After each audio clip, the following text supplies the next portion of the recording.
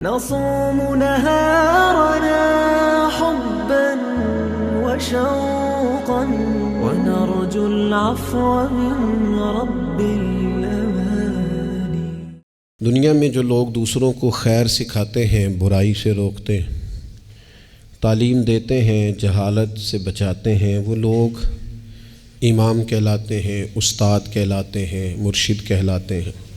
بھلائی کے پیغام کو عام کرنے والے کو لوگ مصلح سمجھتے ہیں، اس کو اپنا بڑا جانتے ہیں اور کوشش کرتے ہیں کہ ان سے سیکھی ہوئی باتوں کو اپنی زندگی میں نافذ کریں۔ اللہ تبارک و تعالیٰ نے اس ساری امت کو یہ فرمایا ہے، ساری امت کو،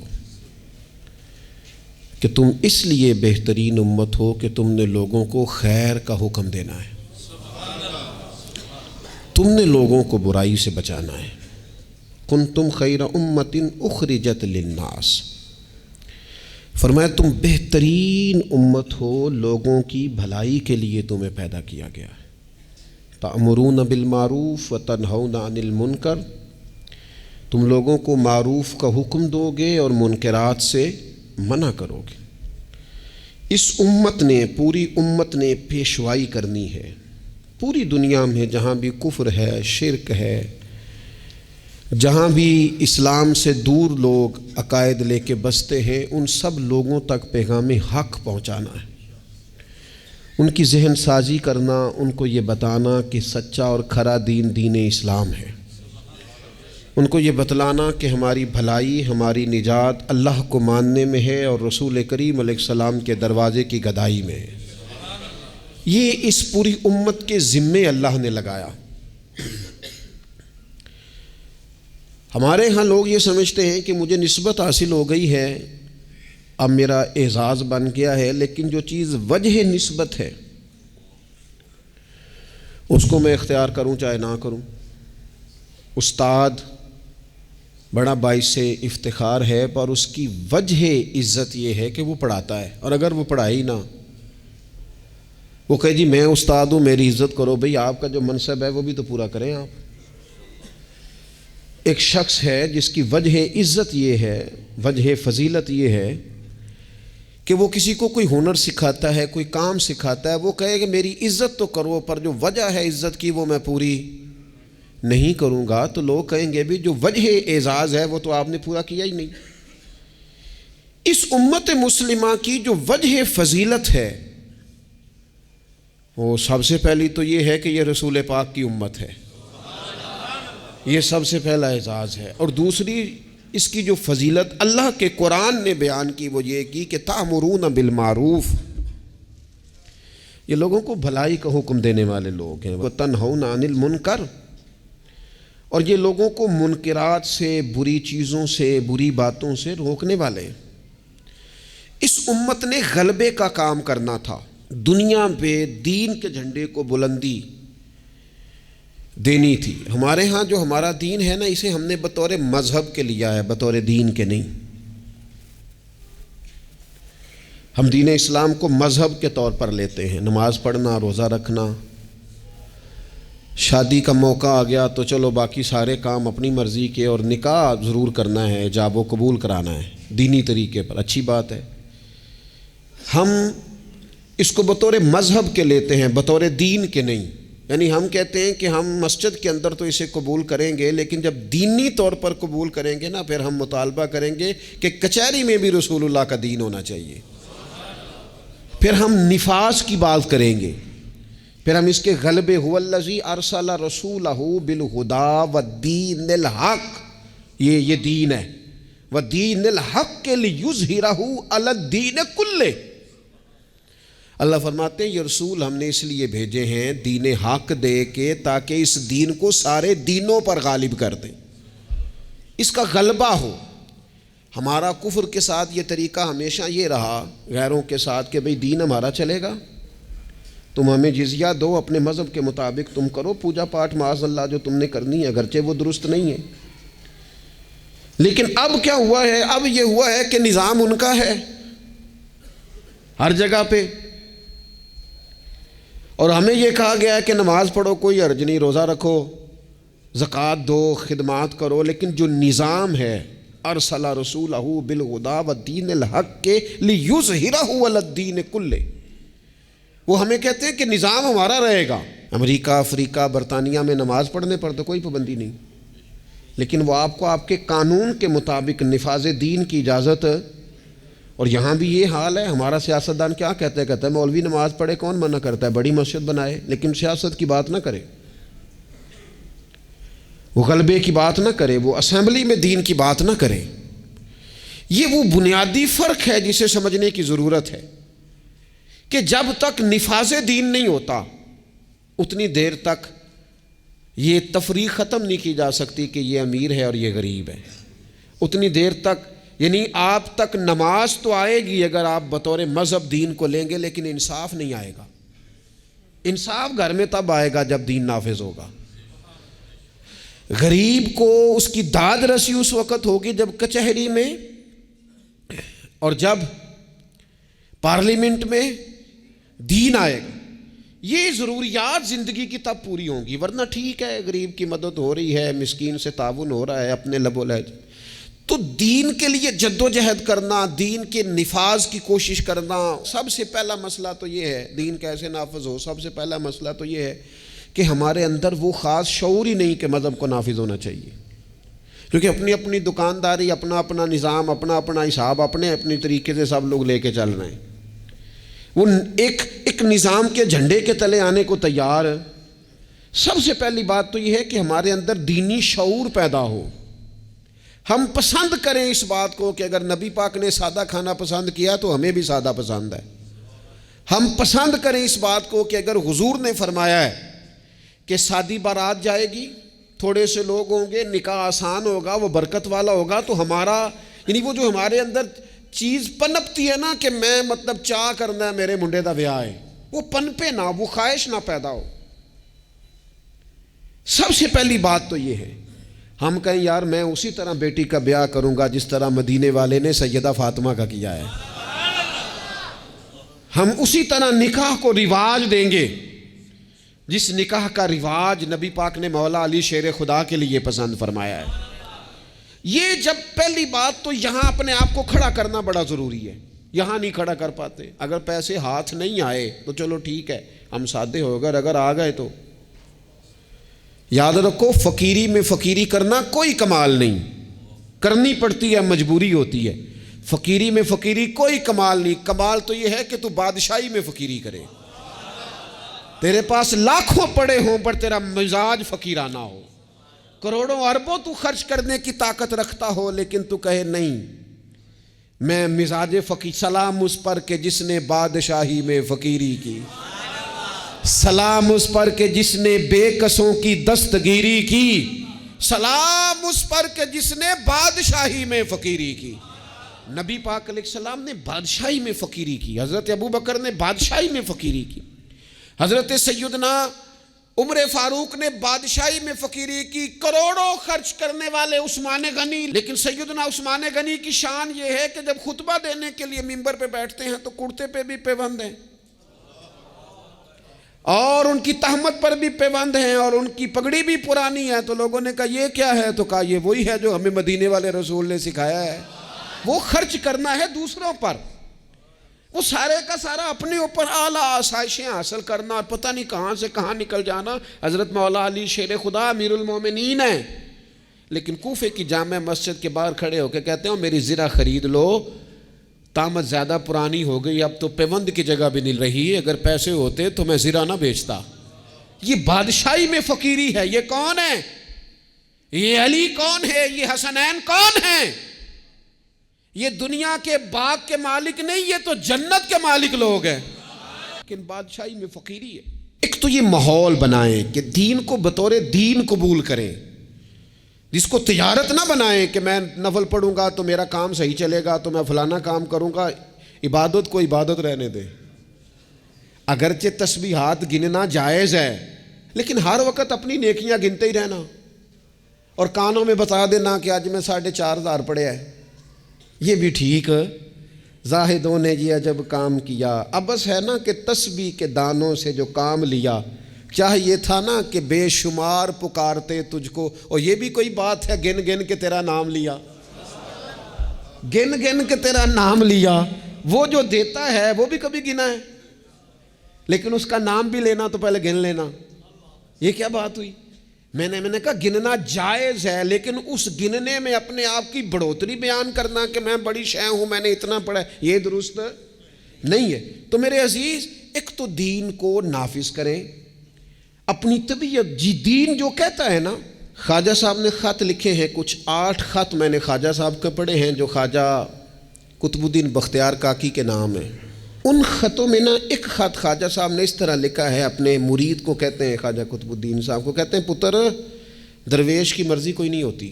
درویش کی مرضی ساڑی تے ہے وے نا، چونکہ اسی درویش نہیں نا، ساڑی تے ہے نا. سویرے ناشتہ مرضی دا، دوپہر کو کھانا مرضی کا، آنا تو مرضی کا، جانا تو، پہننا تو مرضی کا. اور میرے صاحب کے پاس ایک شخص نے آ کے کہا حضور جو میں چاہتا ہوں وہ ہوتا نہیں. تو حضرت صاحب فرمانے لگے یہ تو خدائی دعویٰ ہے، جو چاہے ہو جائے یہ تو اللہ کی شان ہے. اتنی بڑی بات تو نے کر دی کہ جو چاہتا ہوں ہوتا نہیں، یہ تو رب کی شان ہے کہ رب جو چاہتا ہے وہ، تو بندہ ہے، تو اتنی بڑی بات کیوں کر رہا ہے.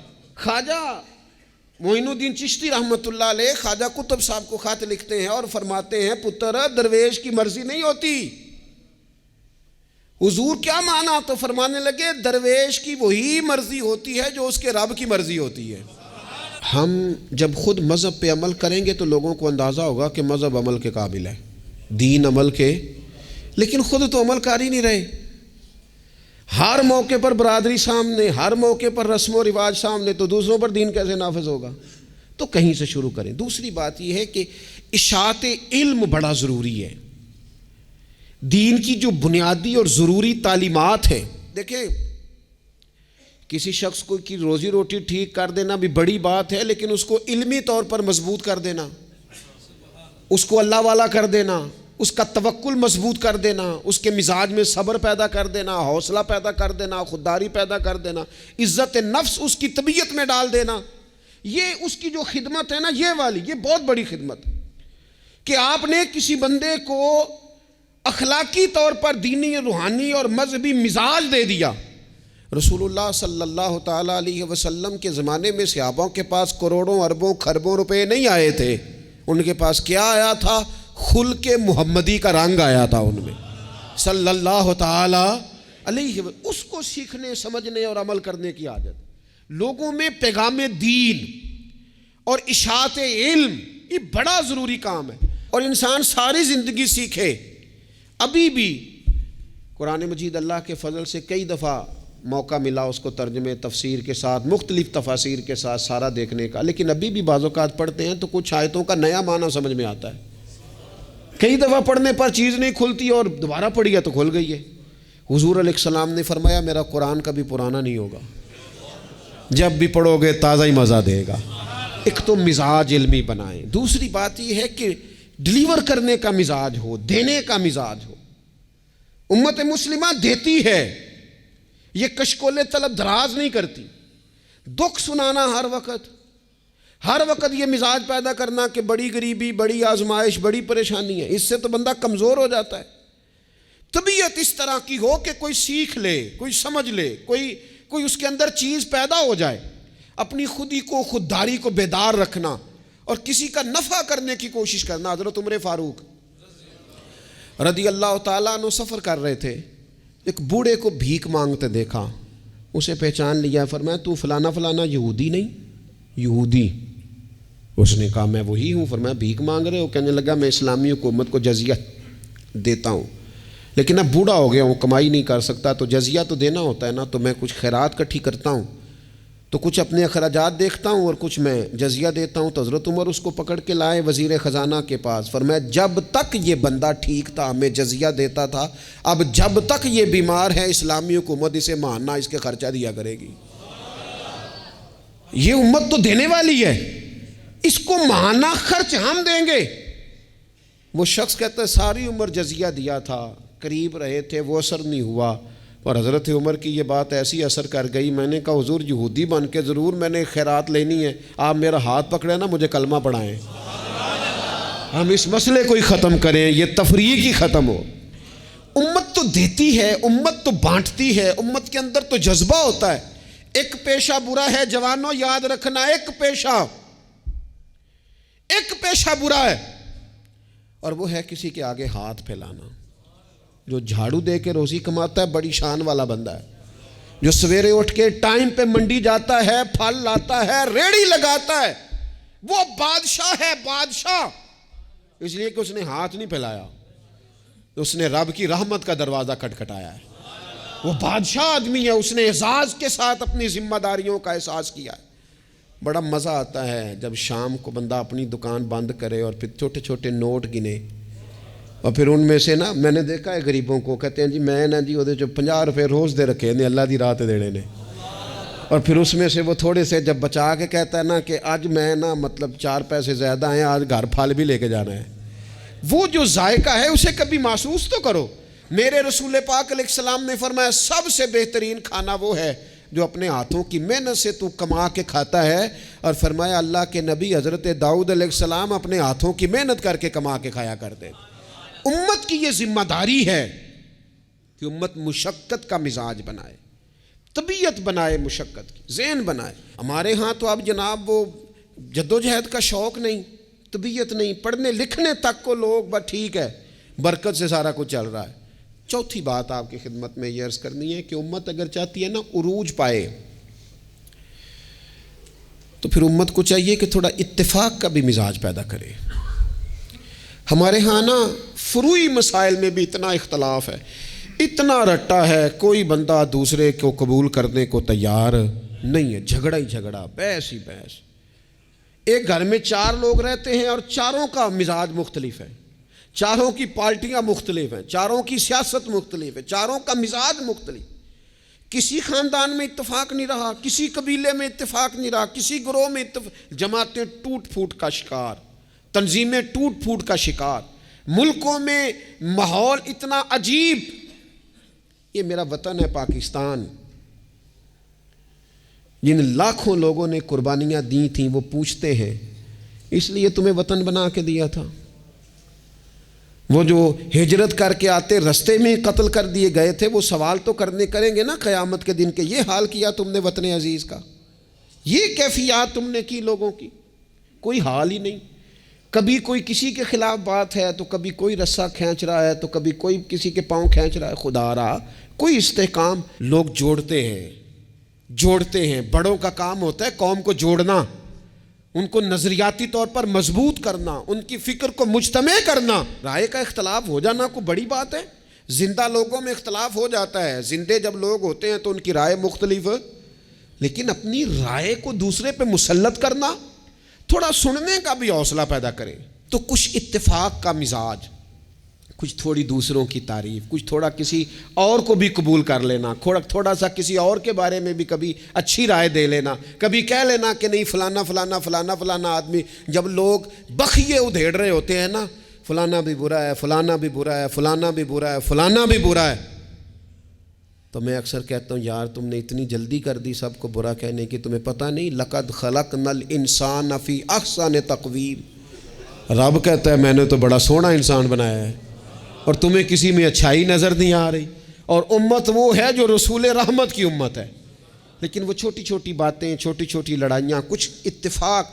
امت مسلمہ جب تک متفق نہیں ہوتی اپنی عزت کو کبھی بحال کر سکتی، جب تک ان کا اور اتفاق، چھوٹے چھوٹے ٹکڑوں میں امت کو بانٹ دیا گیا ہے، چھوٹی چھوٹی ریاستیں، چھوٹے چھوٹے گروہ، چھوٹے چھوٹے مفادات، جب تک یہ اتفاق نہیں پیدا کرتے اتنی دیر تک آگے بڑھا جا سکتا۔ اور 5ویں بات، جب تک مسافر منزل پر پہنچنے کی تڑپ نہیں نہ پیدا کرتا اتنی دیر تک منزل اس کے قریب نہیں آتی۔ اس امت کی منزل ہے کنتم خیر امت اخرجت للناس تأمرون بالمعروف وتنہون عن المنکر۔ اس امت کی منزل ہے دنیا کو خیر کا پیغام دینا، لوگوں کو برائی سے روکنا، اس کی منزل ہے۔ آپ سفر پہ جا رہے ہو نا جی، تو بندہ رستے میں قیام مختصر کرتا ہے، ضرورت کا کرتا ہے، بلا وجہ الجھاؤ نہیں پیدا کرتا۔ وہ کہتا ہے مجھے آگے بڑھنا ہے، مجھے کام کرنا ہے، آگے نکلنا ہے۔ وہ ادھر ادھر زیادہ وقت کا ضیاع نہیں کرتا، اس کو اپنے وقت پر پہنچنا ہے، اس کی کوشش ہوتی ہے کہ سفر جلدی ختم ہو۔ منزل مقصود جب لوگ طے کر لیتے ہیں تو پھر وہ جد و جہد کرتے ہیں کہ منزل ملے، منزل۔ میں کیا کروں، کیسے عرض کروں، ہمارے ہاں لوگوں نے منزل کا تعین ہی نہیں کیا، منزل پیسے کو، شہرت کو، دولت کو بنایا۔ ہماری منزل تھی کہ ہم نے دنیا میں خیر پھیلانی ہے، ہم نے حق کی اذانیں دینی ہیں، ہم نے لوگوں کو پیغام دینا ہے کہ اگر تم نے خیر سیکھنی ہے تو دروازہ رسول پہ آؤ صلی اللہ تعالی علیہ۔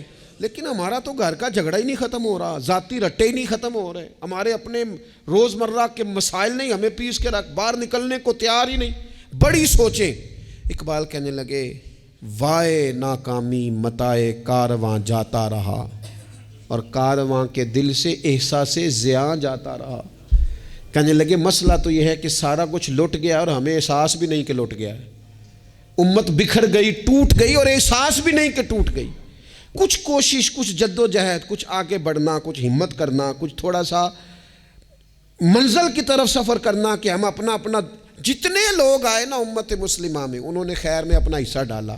حضرت صدیق اکبر، فاروق اعظم، عثمان غنی، مولا علی، سعد بن ابی وقاص، حضرت ابو عبیدہ بن جراح، جناب معاذ بن جبل، حسنین، کریمین، آگے آئیے حضرت عمر بن عبدالعزیز، امام بخاری، امام مسلم، امام ترمذی، امام اعظم، امام احمد بن حنبل، امام شافعی، اعلیٰ حضرت بریلوی۔ آپ دیکھیں لوگ اپنے اپنے دور میں اپنا حصہ ڈالا، وہ دین کا پیغام دور کے تقاضوں کے مطابق سناتے گئے۔ اگر وہ پیغام بغداد آیا تو غوث پاک نے ممبر سجا لیا، اگر وہ پیغام اجمیر آیا تو خواجہ معین الدین نے ممبر سجا لیا، اگر وہ پیغام پاک پتن آیا تو بابا فرید ممبر پہ بیٹھ گئے، دنیا کو اللہ اللہ سکھا دی۔